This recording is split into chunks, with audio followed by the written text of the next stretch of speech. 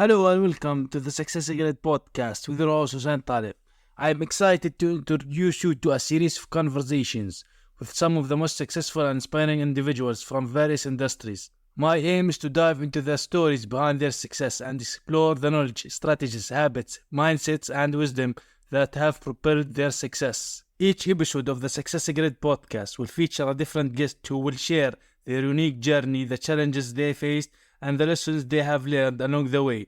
I will also be covering topics from entrepreneurship and innovation to leadership and personal development. Whether you are an inspiring entrepreneur, a seasoned business professional, or just someone looking to improve your life, the Success Secret podcast is for you. My goal is to bring you valuable insights and inspiration that will help you achieve your own success in business and life. So get ready to learn and be inspired.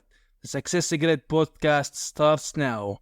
In this episode, I have with me Steve Lowell. Talk about how to think differently, speak differently, and sell more. Talk about using speaking to grow your business. Steve has been speaking and performing on the live stage since the age of 6. That's over 54 years. From Ottawa, Canada, Steve is an award-winning global speaker. For over 30 years, he has been training and mentoring executives, thought leaders, and professional speakers worldwide to deliver high-impact keynote speeches, drive revenue from the platforms, and build wealth through speaking. So if you are interested to learn more how to grow your business through speaking and gaining the art and master this art to grow your business, this is the episode for you. So Steve, welcome to this episode of the podcast. Well, thanks for inviting me, Hussein. I'm really happy to be here with you and your listeners. Awesome to have you here, Steve. So first of all, but I always ask this question to my guests. What is success to you specifically, or after all these years and experiences that you have, what does success mean to you, and how do you see success differentiate between people and what they think of it? Well, I think that's a really good question. And of course, success is defined by the individual. And, I've thought about this for a lot of years, Hussein, because, my business has taken so many twists and turns, and there have been so many successes and failures. And I often think about that question. How do I know when I've been successful? And here's what I've boiled it down to, basically two things. The first is being able to serve the people in this world who I was meant to serve. And that took some time to figure out. So now I'm pretty sure I know who I'm supposed to be serving. And so if I'm serving them and I'm getting confirmation that I'm serving them, people are telling me that they're getting their own success because of my work, that's a measure of success. And then the other measure of success is that I can afford to do that. I want to be able to travel the world as I do and live the lifestyle that I love as I do with my wife, and have the lifestyle that I enjoy from serving the people in the world that I was meant to serve. So if I know I'm serving them and I know I'm earning enough money to enjoy my lifestyle, then that's success to me. That's amazing, because we need to be in a place of service to others. So now, speaking to grow businesses, that's very important. But do you think, first of all, every business owner or entrepreneur, whether online or offline, should have some kind of a skill set for speaking? That's actually a complicated question. And the reason it's a complicated question is because there are people that I've met, entrepreneurs, who are not speaking and very much should be. And there are others who are speaking and probably shouldn't be. And so it's not that everybody should be speaking. I don't believe that's true. I believe there's an opportunity for everybody to use speaking to generate revenue, but there are parameters, I think, that need to be met in order to really do it effectively. So the entrepreneurs that I encounter who are not speaking and should be, these are oftentimes entrepreneurs who have amassed some sort of mental wealth, like, they've got intellectual property, so intellectual wealth. They've got great ideas. They have a pure mission in the world. They have what you just mentioned, a mindset of service. And those people are generally the folks who make good speakers and who are generally able to affect change when they speak and generate revenue when they speak. Then there are others who are not really great speakers, but who think they are, who love the sound of their own voice, but really don't speak for the right purpose. They don't have the mindset of service for a lot of different ranges. And some of them just, they tactically use speaking as a mechanism to separate people from their money, or they just simply don't have the skills in order to speak. And so I think within those two groups, I mean, that's a very broad description, but I think within those two groups, there is a subset that comes to the middle where we can combine the mindset, the pureness of their mission, the quality of their work, the veracity of their ideas, the quality of their wisdom. We can bring that together and match it with the skills and match it with the techniques and match it with the right approach. And we can combine the two. We can change the world and we can make money doing it. But that doesn't mean that everybody who is speaking should be, and not everybody who is not speaking should be. So there's really sort of some qualifications that come into play. So you mentioned this qualifications or goal or purpose for speaking. Like some are speaking that might not, should not be speaking, and vice versa, which is very important now. Also, you talked about the skill set. It's very important for the speaker to have some kind of a skill set. But to go on the most important point, I think is the goal or the purpose for you to speak. Speaker skill set, to learn that and to speak after that. So what is the purpose, or how can someone know that purpose for themselves? Okay, so let's take the whole concept of speaking and let's break it down because the principles that I want to share with you and your audience don't apply to all speakers. So in the speaking world, there are many different kinds of speakers. Okay? There are speakers who are their purpose is to entertain. These like motivational, high energy speakers, which is a legitimate thing. Then there are speakers who primarily want to educate, right? Let me teach you something. Then there are speakers who want to make a change in this world, right? And so it's like this. One group is like, let me entertain you. The other group is, let me educate you. And then the other group is, let me change the way you think so that you can aspire to something different and grow. And then there's the other groups is, let me separate you from your money. Let me sell to you. So these are, if we simplify the approach, these are the different areas of speaking. All of these are legitimate speaking endeavors, and speaking can be used for all of them. So what I want to do is I would like to speak about this. I believe that there is a combination of all of these elements that come into play that make an entrepreneur effective speakers and generate revenue without the singular purpose of separating the audience from their money. And so here are some of the skills. The first, it always goes back, Hussein, to exactly what you just said a few minutes ago, the mindset of service. That's the first thing that I try and teach my clients is, if you're an entrepreneur and if the objective is to use speaking to generate business, if that's the objective, then the mindset needs to be of mindset of service. And so many entrepreneurs, they step on the stage or on the screen and they have the mindset of closing the sale, and the mindset of making money. And you can make money and you can close the sale, but it's so much easier if you start with a mindset of service. How do I serve this audience? How do I serve this podcast host? How do I serve this, podcast's audience? So if you can get in the mindset of service, then that kind of informs everything else that you do after that. So then the other skill that comes into play is this.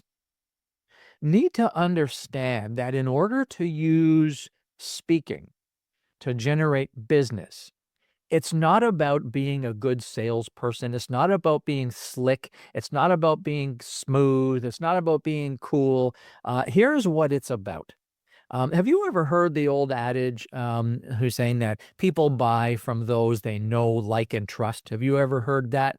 Yeah. That's an old sales parameter, and I don't think it's correct. It's not that it's incorrect; it's not complete. And the reason it's not complete is because I know all kinds of people. So do you. Between us, we know many, many, many people. So we know a lot of people. A lot of those people, I like them. Right? A lot of them are friends of mine, and I trust them. But that doesn't mean I'm going to hire them or buy from them. because there's so many other parameters where know, like, and trust isn't enough.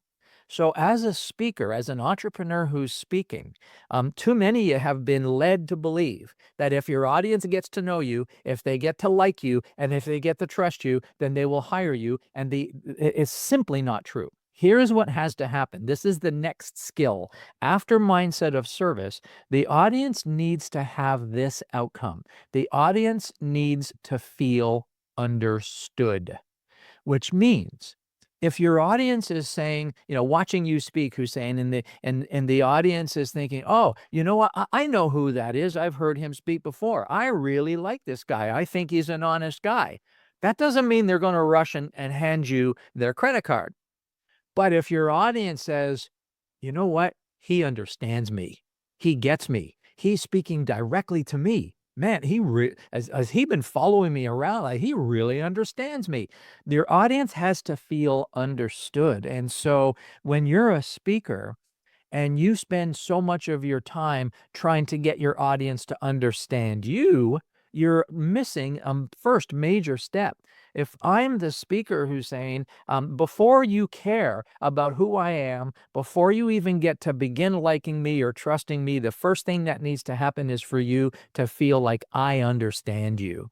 I get you. So there's a skill involved in that. So, when you're an entrepreneur and you're out there speaking, whether you're on podcasts or webinars or on a stage, and here's what happens in your mind. Oftentimes you think, I'm going to teach them great things, right? I'm going to teach them really cool things. I'm going to put them in awe of me. I'm going to really do a great job. I'm going to speak really well. I'm going to have great visuals. I'm going to engage them. And then at the end of it, nobody buys anything or nobody hires you. And you feel, why? What did I do wrong? I did everything I was told. I did everything I was taught, and they haven't bought from me. I don't know why. Well, oftentimes what's missing is the audience may like you. They may think you're awesome. They will come up to you and they will say, that was the best presentation I've ever heard. You might get standing ovations. You've changed my life. You'll get all of that. And at the end of the day, you go, man, I must be so great, but my bank account hasn't changed. And then the reason the bank account hasn't changed starts with all of those nice accolades, all of those nice words, and the nice handshakes and the standing ovations. All of those things are just an expression of, I like you, I'm getting to know you, I trust you, I think, but I'm not ready to buy from you yet. So why aren't you ready to buy from me? Because I don't think you understand me. So as a speaker, our job is to let the audience know, listen, I get you. I understand you. So that's the first thing. The next major skill is for a speaker to make the audience feel safe. And what that means is the audience needs to feel like your primary objective is not just to separate them from their money.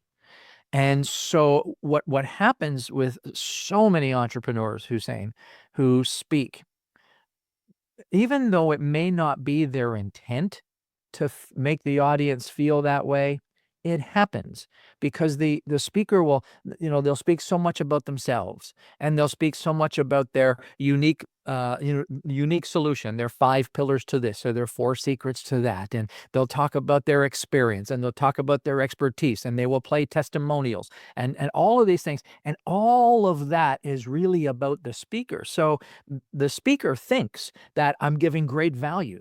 And Hussein, I did this for decades. I made this mistake for so long. I would get in front of an audience and I would think to myself, if I can just show them what I can do, right? If they can see what I can do, and they would be so impressed and they're going to want to hire me. So I would show them what I could do, and I would give them all my best content, and I would teach them everything I thought they need to know, and I would give and give and give and give of them. And then I would think to myself, now they're going to want to hire from me, and they never would. They never did buy from me or hire from me, because even though I thought I was giving to them, what I was really doing was showing off.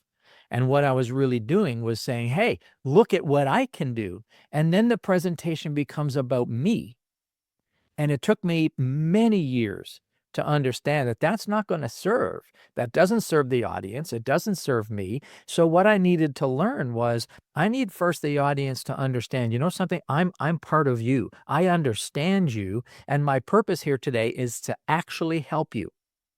And that brings up a whole different thing, because then the question becomes, how do you help people as a speaker?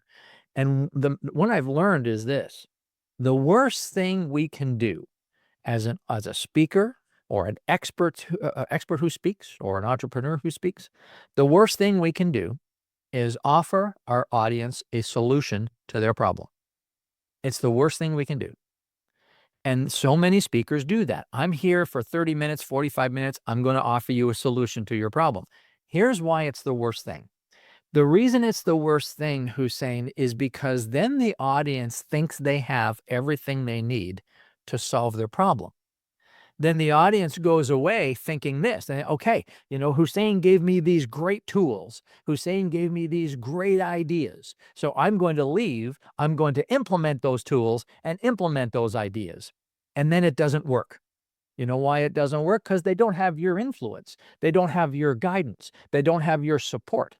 And so they don't know how to implement. So they go to implement and it doesn't work. And then what happens? It's all Hussein's fault. Yeah, because they Right. are talking about, like, when I give my story or my experience or my steps in general, you're talking about certain circumstances that might not apply to other people. Right. Exactly. There's different things, like what you also talking about, being misunderstood and save. These two things, these are one of the biggest mistakes that speakers make. But why do you think that is? Like, generally, you would want to serve an audience. It's good, I believe, to give some kind of examples, right? You need to show some examples. It's important. But to focus on me, for example, I did this and I did that. Haven't they prepared to actually effect give the other side that how it would apply to them? So, in any talk, you do need to give the audience some examples, yes. And you need to give the audience some credibility in that the audience needs to know you're the real deal. So, yes, you have to give them a little bit of your resume so they know you're credible. Just like you gave your audience a little bit of my resume today. So they know I'm credible. But here's the thing. What I've learned is that giving them the solution of the problem is not the value. Here's the value. The value is in helping them get clarity around why the problem exists. So here's what you want. Let's start with what you don't want. Here's what doesn't work.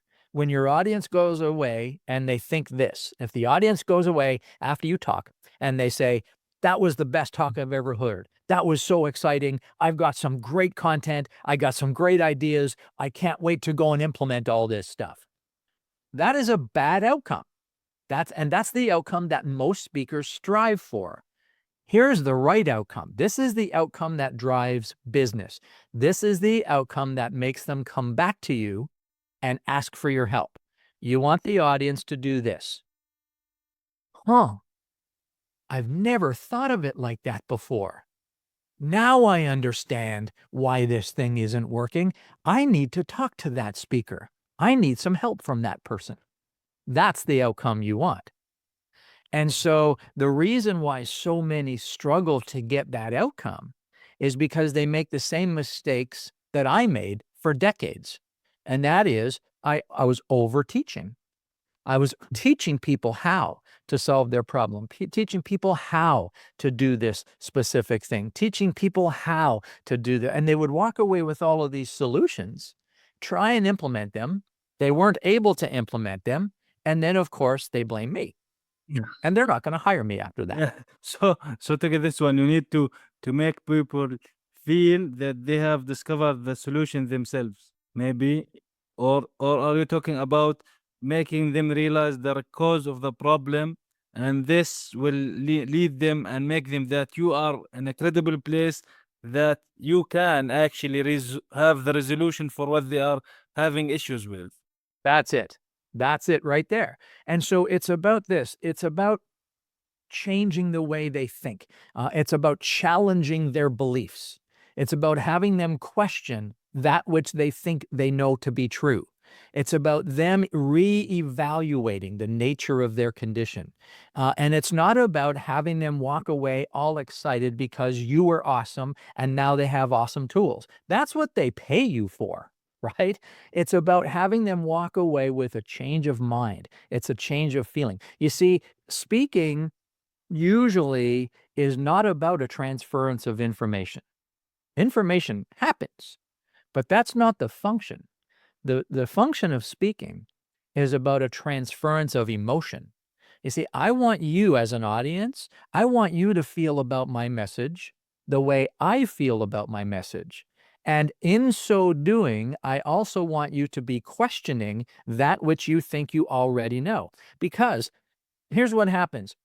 If you have a problem to solve, and you keep getting all these different solutions and you go and try it and it doesn't work, and then some other speaker gives you a solution, you go try and it doesn't work, and all these things you've tried don't work, what happens is you become less and less emotionally involved to all these new solutions. And now a speaker comes on screen or on a podcast or on stage and says, here's another solution.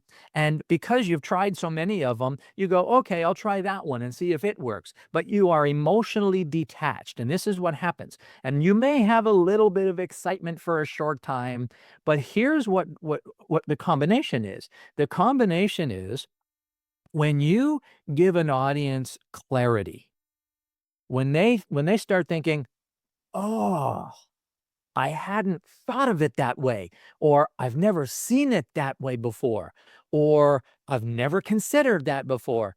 There is an emotional excitement there. Now what happens is they get more excited than they are informed, because now they see hope. They feel hope. They see that there might be a change. Now there's like this light bulb moment that goes, no wonder nothing else was working. But you haven't solved their problem. What you've done is you've given them clarity. You've given them a different outlook. You've changed their perspective. You've rattled their beliefs. You've shaken their paradigms. You've reset their expectations. And all of those things drive an enormous amount of excitement in people. And so that's why afterwards, this is where they're going to say, I need more. I need more of that, Hussein. And that's how you sell from the stage. And so it has nothing to do with, buy now, has nothing to do with a multi-stacked offer. And now you can do those things. I do those things and they do work. But generally, if for high ticket items like coaching, high ticket coaching programs, it's really about getting your audience to go, how do I get more of you? As opposed to, I'm going to go and try your stuff. The most important thing is someone's time, I guess. So when you are in this type of place as a speaker, that you have other people saying that the solution could be within you, and they like feel and trust you, and you don't push maybe the sale. I guess like generally, I would say that you serve and maybe say like, I have this as an extra if you like to learn more.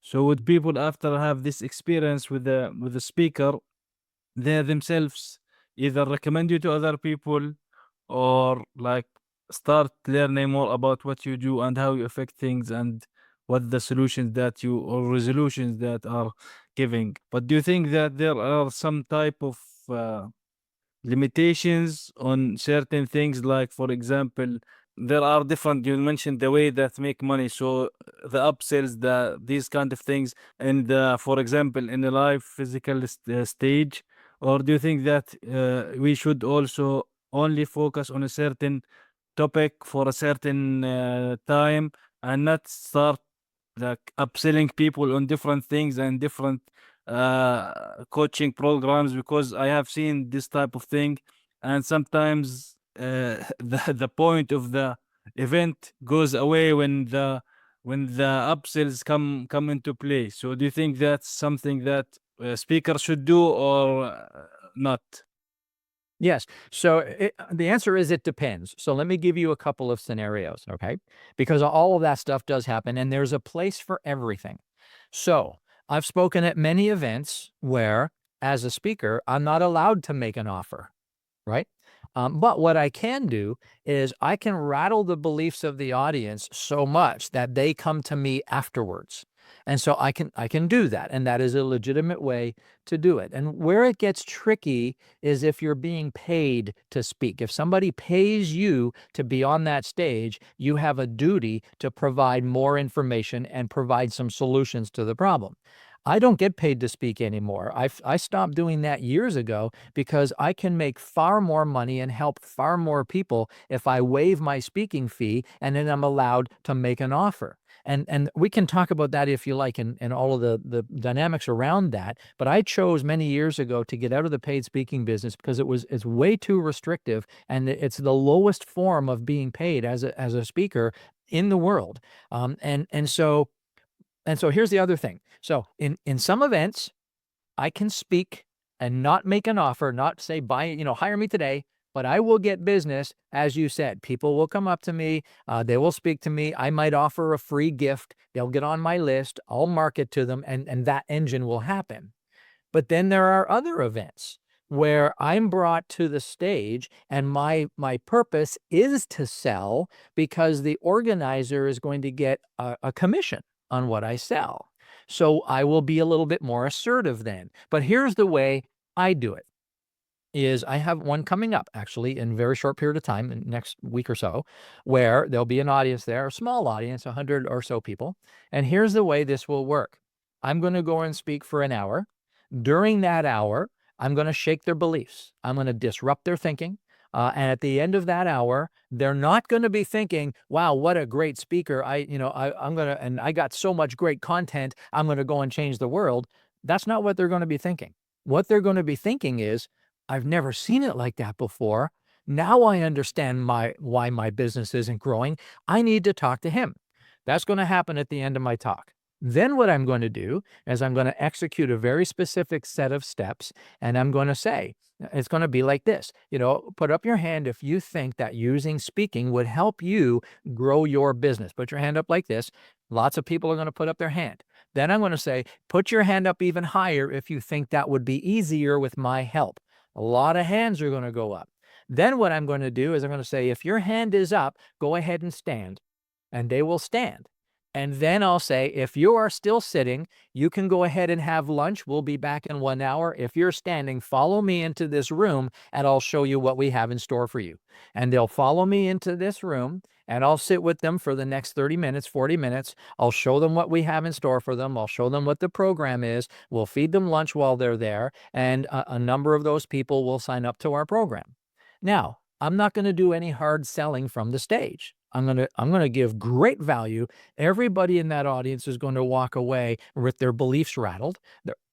And they're going to have lunch and then they're going to come back, and everybody who goes into that room is going to have the opportunity to see what my program is, and they can decide then if it's something they'd like to pursue or not.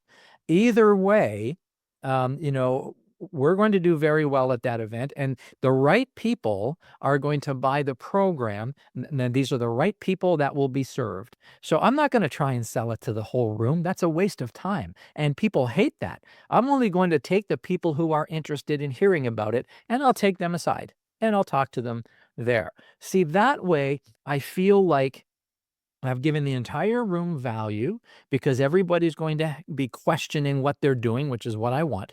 They're going to feel excited that they've got a new perspective. And I'm going to be able to sit down with the few people who might be interested in my program, and they can decide whether or not they'd like to join us at this time or not. And there's no pressure. There's no sales approach. Everybody is going to enjoy the experience, and we're going to make some money. So, Yeah. speaking of your own personal now experience or how you are framing things for yourself, a lot of speakers would say that I deserve a fee for my time. Yep. Some say it's 500, some say 1,000, 5, 10, whatever the amount it is, whether it's online, virtual, or a physical place. You mentioned yourself that you don't do that anymore. You speak for free because you would have different things, like in the short example that you mentioned, it could apply to that, right? So, do Yeah. you think that in general, and also you mentioned if a speaker gets a fee, he's obliged to basically give more I think with our information, knowledge, experiences, have better understanding of the audience, I assume also. So, But so you said something interesting. You know, I've run into these speakers a lot. I deserve to be paid for my time, right? yeah. And here's here's my response. Well, if you deserve to be paid for your time, shouldn't you be paid well? And being paid well is, see, they have this very, very narrow, small thinking. Now, unless you're a superstar, right? Unless you are, Donald Trump, or, if you are, like a superstar that everybody in the world wants to come and hear you, like you're a rock star, like Tony Robbins, okay, then you deserve to be paid for your time. If you've done something that has changed the world, okay, you deserve to be paid for your time. But if you think that just because you have something to say, you deserve to be paid, that is a big and very dangerous misconception. And it's dangerous from this perspective. It's not dangerous for the world, it's dangerous for the speaker, because it keeps the speaker in this very tiny little box.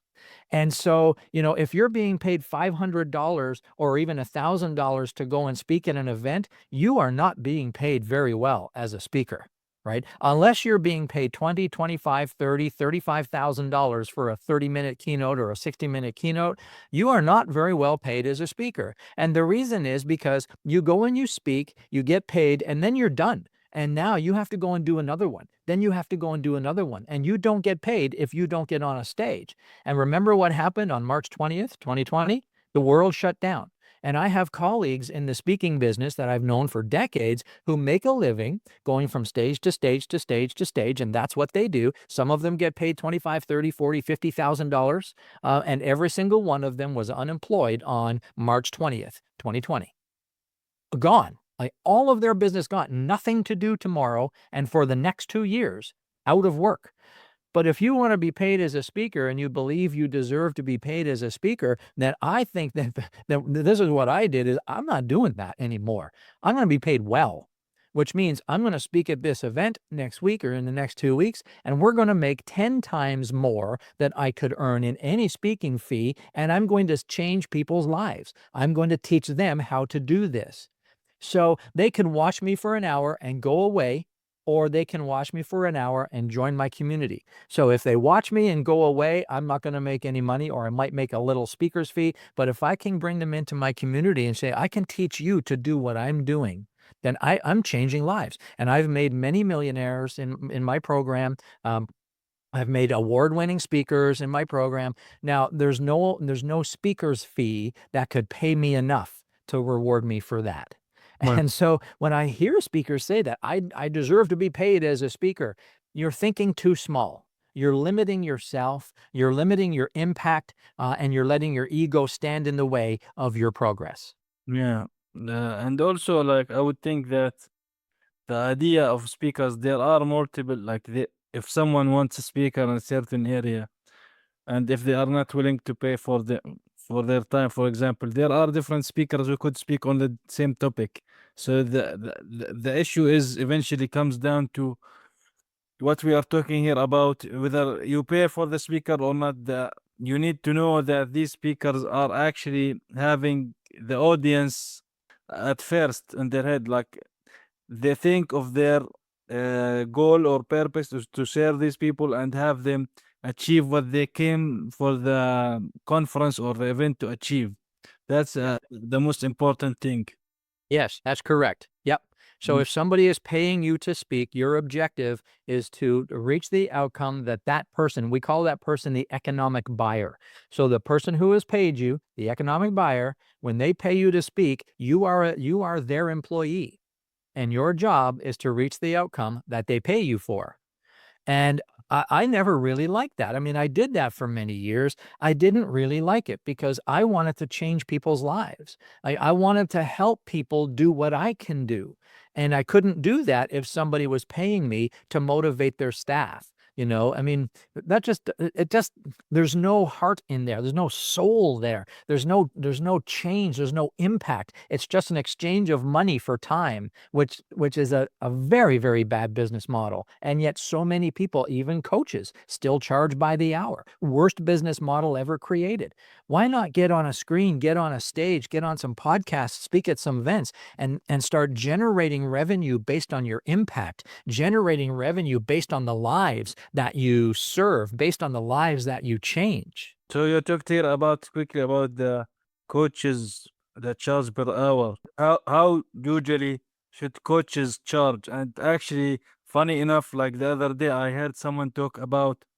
I heard his name is Neil Patel. If you know Neil Patel, so he's an SEO expert. So he talked about for entrepreneurs or business owners, you need to stop hiring business coaches because most of them may have not actually have built a business.